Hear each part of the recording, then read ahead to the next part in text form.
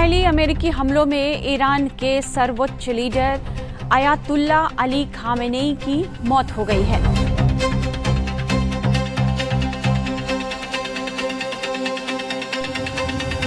Israel और America ने 28 फरवरी को ईरान में राजधानी तेहरान समेत कई शहरों पर हमले किए थे। अमेरिकी राष्ट्रपति डोनाल्ड ट्रंप का यह दावा है कि इन्हीं हमलों में अली खामेनेई की मौत हो गई है। ट्रंप ने ट्रूथ सोशल पर एक पोस्ट करके यह बताया कि इतिहास के सबसे क्रूर व्यक्तियों में से एक खामेनेई मारा गया। उन्होंने इसे ईरान की जनता के साथ साथ अमेरिका और दुनिया भर के देशों के लिए एक न्याय बताया।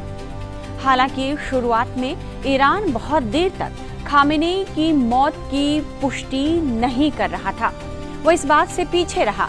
लेकिन जैसे जैसे सुबह हुई, ईरानी मीडिया ने भी इसकी पुष्टि करना शुरू कर दिया।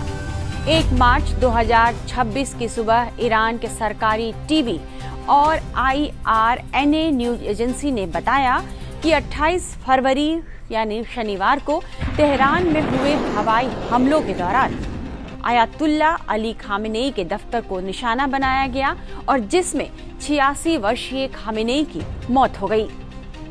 खामेनेई के साथ साथ उनकी बेटी, उनके दामाद, पोती और बहू भी इजरायली हमलों में मारे गए हैं।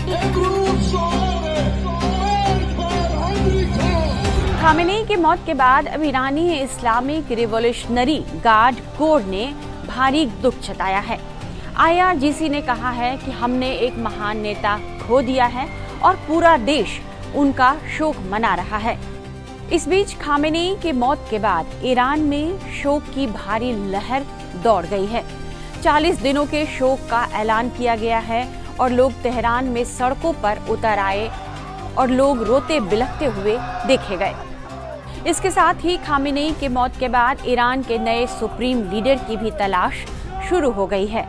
खामेनेई के मौत के बाद इस्लामिक शासन में उनका उत्तराधिकारी कौन होगा और यह व्यवस्था कितना चल पाएगी, यह सब सवाल बना हुआ है और इस पर कई तरह की बातें भी शुरू हो गई हैं। लगभग 4 दशकों तक कठोर शासन करने वाले अनुभवी नेता खामेनेई का कोई आधिकारिक तौर पर उत्तराधिकारी अभी तक घोषित नहीं किया गया है। खामेनेई के बेटे मुज्तबा खामेनेई को अब सर्वोच्च लीडर बनाया जा सकता है, ऐसी बात अंतर्राष्ट्रीय मीडिया तक में होने लगी है। कुछ मीडिया रिपोर्ट्स तो यह बता रहे हैं कि मुज्तबा को खामेनेई का उत्तराधिकारी चुन लिया गया है। हालांकि अभी तक इसकी कोई पुष्टि नहीं हो सकी है। मीडिया रिपोर्ट्स के मुताबिक ईरान के supreme leader Ayatollah Ali Khamenei ने अपने दूसरे बेटे मुज्तबा खामेनेई को साल 2024 में ही अपना उत्तराधिकारी बना लिया था। खामेनेई ने बीमारी की वजह से यह फैसला लिया था। मीडिया रिपोर्ट्स के मुताबिक ईरान की एक्सपर्ट असेंबली ने 26 सितंबर 2024 को नए सुप्रीम लीडर का चुनाव कर लिया था, जिसमें मुज्तबा का नाम था। मीडिया रिपोर्ट्स में यह कहा जाता है कि खुद खामेनेई ने असेंबली के 60 सदस्यों को बुलाकर गोपनीय तरीके से उत्तराधिकारी पर फैसला लेने को कहा था। असेंबली ने सर्वसम्मति से मुज्तबा के नाम पर सहमति जता दी। हालांकि इस बात की आधिकारिक पुष्टि अभी तक नहीं हो सकी है। ईरान में यह व्यवस्था है कि 88 वरिष्ठ मौलवियों का एक निर्वाचित निकाय है, जिसे विशेषज्ञों की सभा के रूप में देखा जाता है। वही अगले नेता का चयन करता है। अब खामेनेई की चूंकि मौत हो चुकी है और उनकी मौत की खबर आने के बाद मुज्तबा सुप्रीम लीडर के दावेदार के तौर पर सामने आ सकते हैं, ऐसा कहा जा रहा है। तो आइए आपको खामेनेई के उत्तराधिकारी जो चुने जा सकते हैं उस मुज्तबा के बारे में कुछ और जानकारियां दे देते हैं। मुज्तबा खामेनेई के दूसरे बेटे हैं। मुज्तबा को पर्दे के पीछे महत्वपूर्ण प्रभाव रखने के लिए जाना जाता है और देश की सबसे शक्तिशाली सैन्य निकाय इस्लामिक रिवॉल्यूशनरी गार्ड कॉर्प्स यानी IRGC के साथ साथ वासेज वॉलंटियर पैरामिलिट्री फोर्सेस के साथ भी उनके काफी मजबूत संबंध हैं। 56 वर्षीय मुस्तफा खामेनी पिछले कुछ दशकों में ईरानी राजनीति में एक शक्तिशाली व्यक्तित्व के तौर पर उभरे हैं। मुस्तफा खामेनी एक प्रमुख शिया धर्मगुरु हैं और राजनीतिक तौर पर काफी मजबूत पकड़ रखते हैं। मुस्तफा के बारे में यह कहा जाता है कि वह एक शिया धर्मगुरु हैं, लेकिन वह एक लग्जरी लाइफस्टाइल भी जीते हैं। ईरान से लेकर लंदन तक में उनके कई घर, आलीशान होटल्स और विला हैं। मुस्तफा खामेनी अरबों रुपए की संपत्ति के मालिक भी हैं। हालांकि 2019 में अमेरिका उन्हें प्रतिबंधित कर चुका है। वैसे मुस्तफा के अपने पिता के उत्तराधिकारी बनने की राह में कई बाधाएं भी बताई जा रही हैं।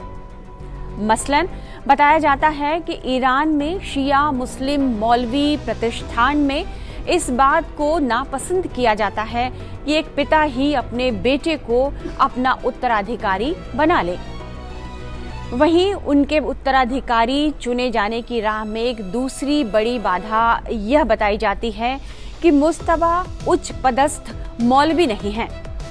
ईरान के संविधान के अनुसार विलायत ए फकीह के सिद्धांत में यह कहा गया है कि देश का सुप्रीम लीडर एक मौलवी को ही होना चाहिए। वहीं शासन में भी उनकी कोई आधिकारिक भूमिका नहीं है, यानी मुस्तफा खामेनी न तो सरकार या शुरा परिषद, जिसे संरक्षक परिषद भी कहा जाता है, उसमें उनकी कोई औपचारिक उन्होंने कोई पद नहीं संभाला। यानी मुस्तफा खामेनी न तो सरकार या शुरा परिषद, जिसे संरक्षक परिषद भी कहा जाता है, उसमें उन्होंने कोई भी औपचारिक पद नहीं संभाला है। ईरान प्रशासन में वैसे लेकिन उनकी मजबूत पकड़ मानी जाती है। यही वजह है कि मुस्तफा खामेनी इस समय सुप्रीम लीडर की रेस में सबसे आगे नजर आ रहे हैं। दूसरी तरफ इस्लामिक रिपब्लिक के संस्थापक रुहुल्लाह खुमैनी के पोते हसन खुमैनी और दूसरे मौलवियों का भी जिक्र दावेदारों के तौर पर हो रहा है।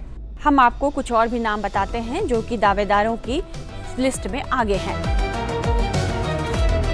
हुज्जत अल इस्लाम मोहसिन कोमी अयातुल्लाह अली खामेनी के करीबी सलाहकार हैं। अली रेजा अराफी एक सीनियर मौलवी हैं।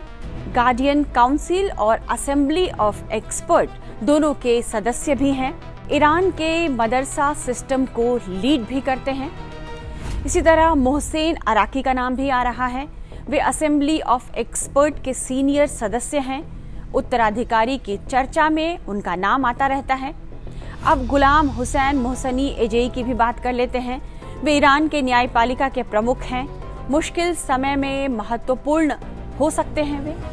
अमेरिकी राष्ट्रपति डोनाल्ड ट्रंप खामेनी की मृत्यु की जब पुष्टि करते हैं, जब वे इसकी घोषणा करते हैं, तो उन्होंने कहा कि उन्होंने ईरानियों को 1979 से देश पर शासन करने वाले इस्लामी नेतृत्व के खिलाफ खड़े होकर अपने देश को वापस लेने का सबसे बड़ा मौका दिया है। तो देखना होगा ईरानी इस मौके को किस तरह से लेते हैं। इस तरह के तमाम एक्सप्लेनर्स और बाकी खबरों के लिए आप बने रहिए टाइम्स नाउ भारत के डिजिटल प्लेटफॉर्म के साथ।